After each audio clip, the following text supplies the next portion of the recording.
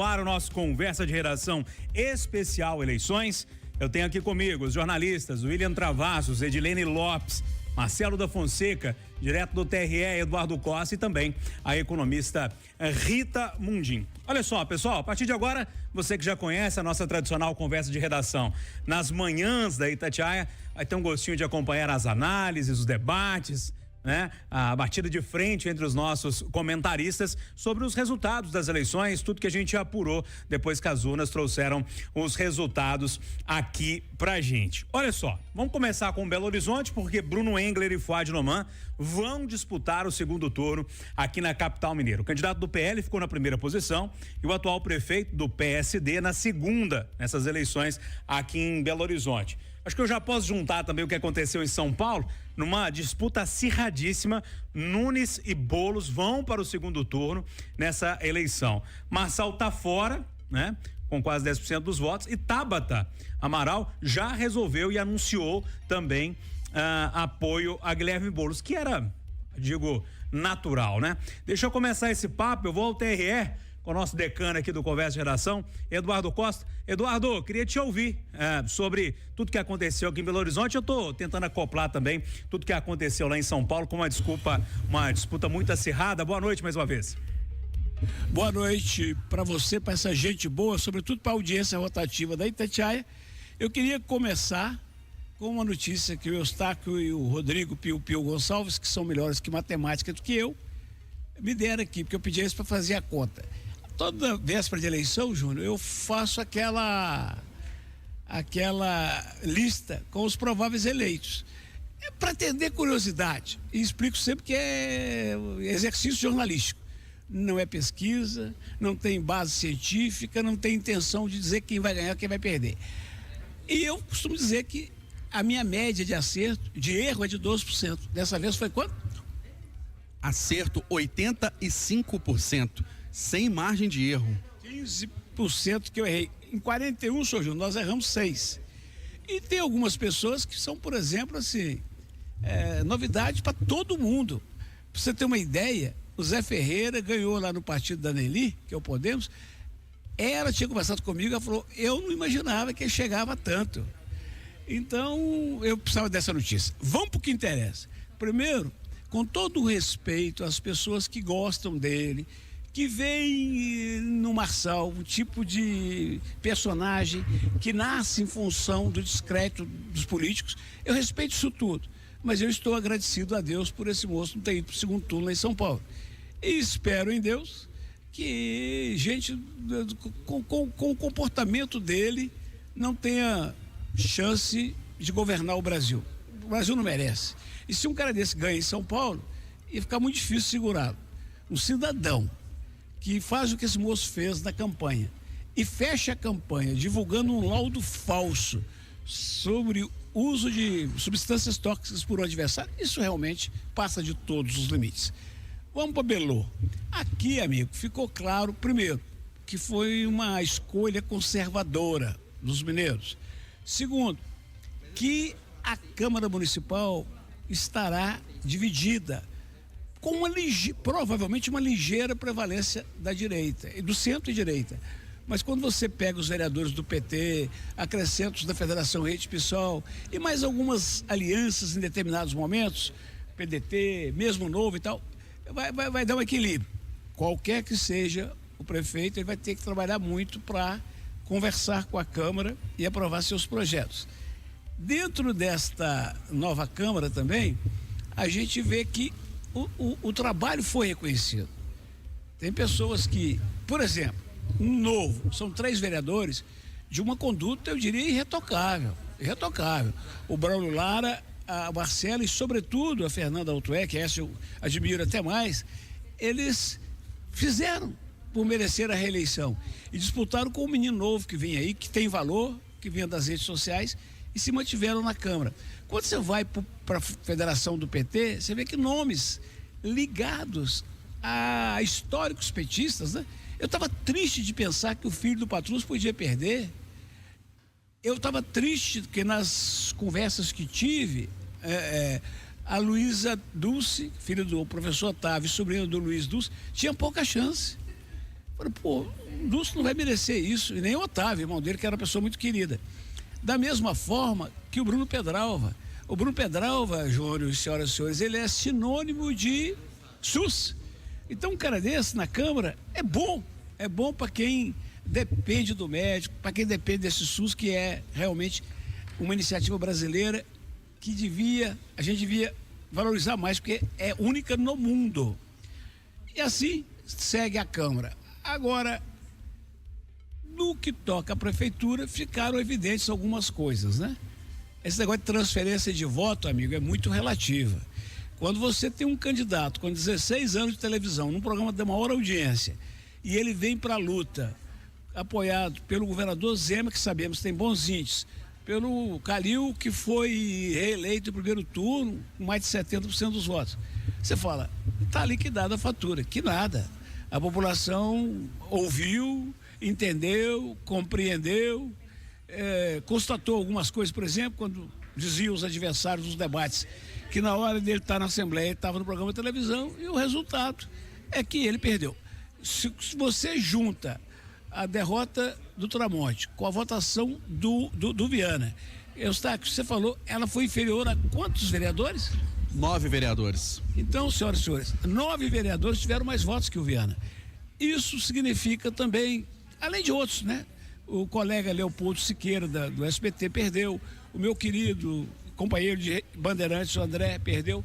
Então, com exceção do Léo Ângelo da rádio, e o Álvaro, que no caso está junto com o Fuad, por enquanto na lida, nós também, profissionais do rádio e televisão, né, da comunicação, fomos também avisados de que não basta ter visibilidade para ganhar uma eleição. Então, eu queria fechar essa primeira conversa, essa primeira parte da conversa, meu caro Júnior, dizendo que ninguém pode dizer que foi que teve surpresa no dia de hoje. A mudança das pesquisas nos últimos 10 dias foram realmente arrebatadoras.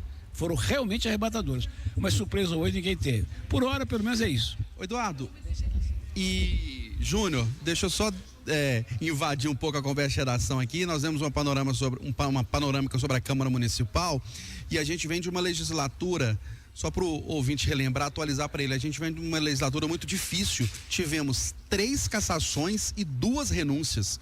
3 cassações do Uner, que foi eleito agora vereador por causa da fraude na cota partidária feminina do partido dele, o PRTB. Tivemos também o César Gordim e o Wesley Autoescola do PROS, pelo mesmo motivo, fraude na cota feminina. Então os 3 foram cassados, Uner, César Gordim e o Wesley Autoescola, e 2 renúncias do Léo Burguês, acusado de algumas irregularidades, e do Rogério Alquimim, que era suspeito de praticar a rachadinha. Fora outros problemas que tivemos na Câmara Municipal anos atrás, com a prisão do ex-presidente Wellington Magalhães, a cassação do ex-vereador Cláudio da Drogaria Duarte por rachadinha. Então viemos de anos muito difíceis na Câmara Municipal, nessa atual legislatura e na legislatura anterior. Só esse registro para a gente esperar uma Câmara Municipal com melhores dias nos próximos anos. É isso, Eustáquio Ramos e Eduardo Costa falam direto do TRE. Eu vou dar uma pausa rapidinho aqui na nossa conversa de redação, porque a Amanda Antunes está com o prefeito eleito em Santa Luzia. É isso, Amanda? Boa noite. Ei, Júnior Moreira, boa noite para você também. Isso mesmo, eu estou aqui na Praça Getúlio Vargas, bairro São João Batista, em Santa Luzia. Ao meu lado, o prefeito eleito Paulo Bigodinho. Prefeito, o que o eleitor de Santa Luzia pode esperar, né, do senhor nos próximos quatro anos? Primeiramente, agradecer a Deus, tudo é para Ele. Depois, agradecer ao povo de Santa Luzia, que confiou em mim essa missão. Nós, na nossa campanha, percorremos os 4 cantos da cidade, ouvindo as pessoas, discutindo os problemas e trazendo soluções que nós vamos aplicar para transformar a cidade numa cidade muito melhor do que é hoje. As pessoas de Santa Luzia estão criando uma grande expectativa no nosso projeto, porque é um projeto que visa o diálogo com a população, ouvir o povo para poder fazer melhor. E esse vai ser o nosso compromisso desses 4 anos. Trabalhar muito, com honestidade, com vontade e dando para o povo de Santa Luzia tudo que eles merecem, porque o povo aqui é um povo trabalhador e merece muito respeito. O senhor primeiro agradeceu a Deus, importante dizer que o senhor acompanhou a apuração em casa com a família, depois foi à missa. Isso, fui à missa de manhã, às 7 horas da manhã eu estava no santuário da Igreja Matriz. Pedi muito a Deus essa oportunidade de mostrar que a gente é capaz de fazer um trabalho sério junto com a população. E agora, depois do resultado, voltei para agradecer. Ir de manhã fazer o pedido e voltar à noite para agradecer.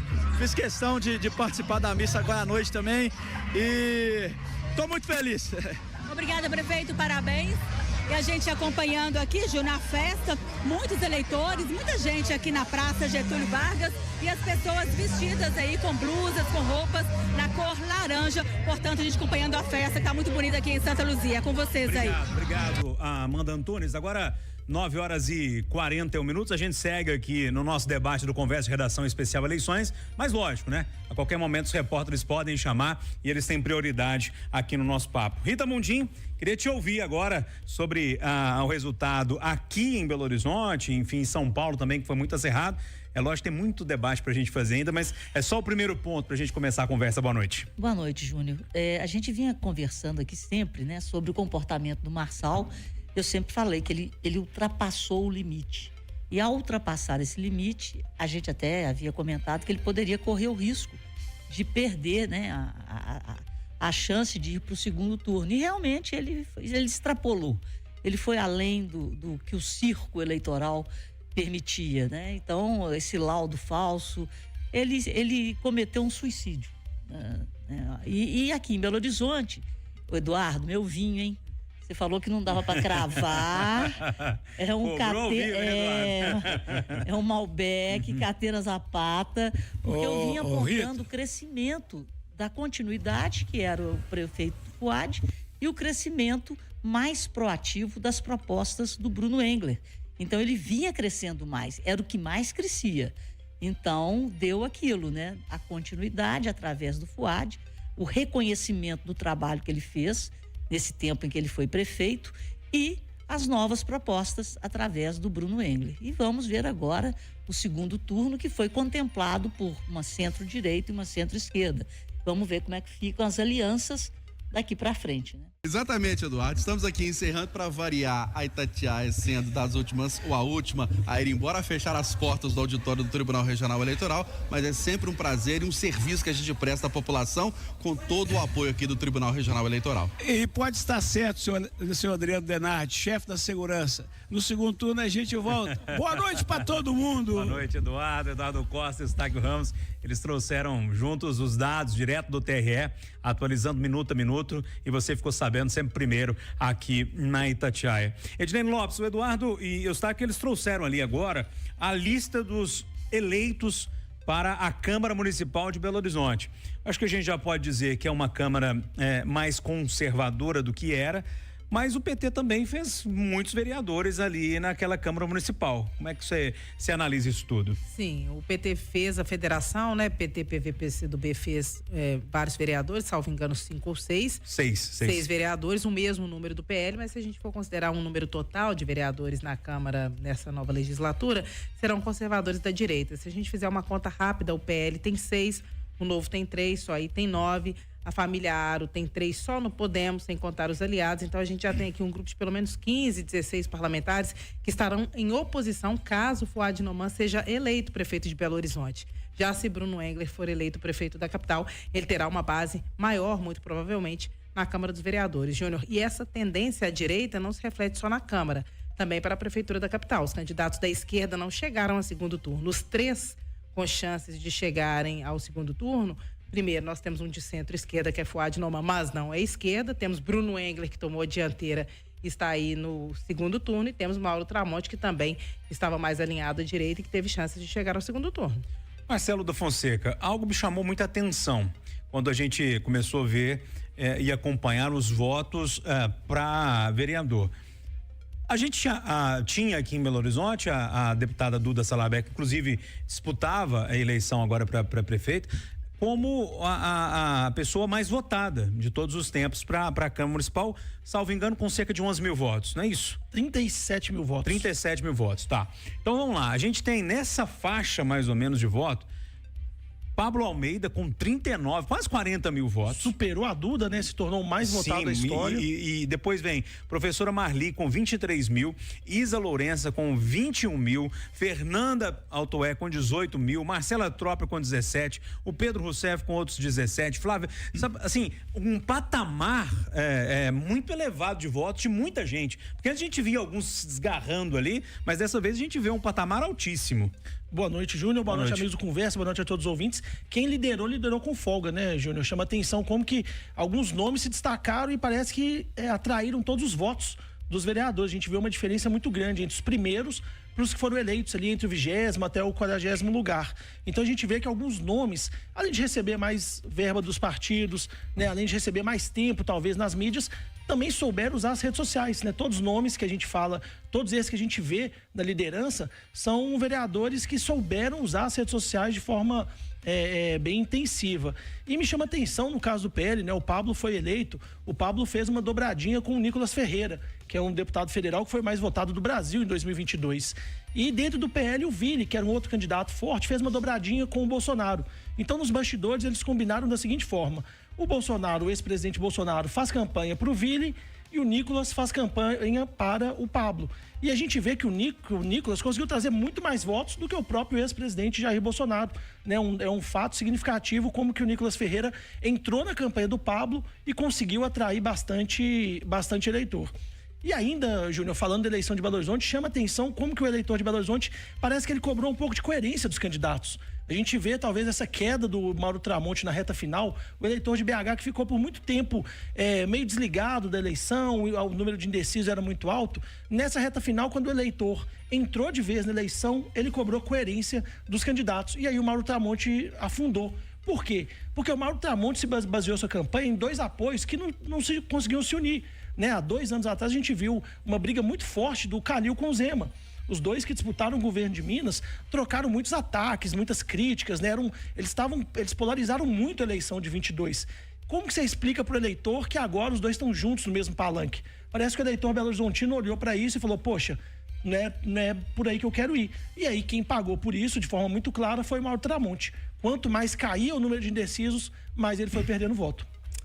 William Travassos, sua análise aí sobre tudo que aconteceu até agora. Eu acho que a gente tem que parabenizar todos aqueles que participaram do pleito, né? Principalmente ao cargo de vereador, a Lourdes Francisco do PCO, o Wanderson Rocha do PSTU, né? A Indira Xavier do UP, Carlos Viana, não fique triste, né? O Girão também teve o mesmo percentual de votação que o senhor. Talvez seja uma característica de um senador que se distancia talvez da sua base em função do trabalho, né, árduo lá em Brasília. O Eduardo Girão do Novo em Fortaleza, que também é senador, ficou com 1,6% dos votos. Agora vale uma reflexão, imaginar que um senador da República tem 1% só das intenções de voto, alguma coisa aconteceu na sua trajetória que acabou atrapalhando esse resultado ou esse desempenho. Rogério Correia do PT, Rogério, o Lula não te abraçou, talvez porque ele venha agora no segundo turno abraçar o Fuad. É uma pena, apesar de toda a tua história, todo o teu esforço de tentar trazer o PT e a bandeira do Lula pro teu lado, e você falava isso o tempo inteiro, só que o próprio presidente, cara, não te abraçou, não veio aqui te carregar junto com o povo. Duda Salabert, eu acho que é uma nova liderança, já era uma liderança, mas vem se consolidando. O Gabriel, a Duda ficou com 7,68, o Gabriel com 10,55 do MDB. Ele é um apaixonado pela cidade, um político novo, né? E que tem todo um universo para traçar. Mauro Tramonte, talvez o erro na aproximação de Calil, naquele momento em que você estava respondendo e caçaram a tua fala, né? E talvez, amigo, é melhor ser um bom comunicador do que um mau político. E aí, eu acho que o resultado pode ser esse. De repente, o povo gosta mais de você como jornalista do que como político. E aí vale uma reflexão. Fuad Noman cumpriu o papel, apresentou tudo aquilo que ele fez, e o Bruno Engler é essa força que vem, né, com um movimento bolsonarista mais conservador, que Todos esses que participaram estão de parabéns, mas eu acho que vale um momento de reflexão para saber aonde eu errei e por que eu tive, como Viana, 12 mil votos, 12.712. Lembrando que na eleição para senador, teve o quê? 3 milhões? Então, onde foi que eu errei, que o povo já não me reconhece mais como um representante capaz de assumir uma prefeitura? O problema do Viana é que ele não conseguiu aglutinar nem dentro do partido dele, né? Eu não sei quantos vices que rodaram ali. Talvez o eleitor tenha cobrado a coerência dele também, né? Isso. Lembrando que o Viana, ele chegou a ser cogitado para ser vice-líder do Bolsonaro, né? Na campanha de 21, 22, ele era muito próximo do ex-presidente Bolsonaro, e aí nessa campanha agora ele bateu muito no ex-presidente Bolsonaro, inclusive brigou muito com o Engler nos debates, então talvez o eleitor também tenha cobrado bastante essa coerência do Viana. Agora, é curioso, os dois apresentadores que disputaram em BH foram muito mal. Em São Paulo, Datena, também muito conhecido na televisão, também foi muito mal. Talvez o eleitor consiga fazer essa diferença, né? Apontar essa diferenciação entre, cara, é um bom jornalista, não necessariamente é um bom político. Vamos falar um pouquinho de pesquisa agora, pode ser?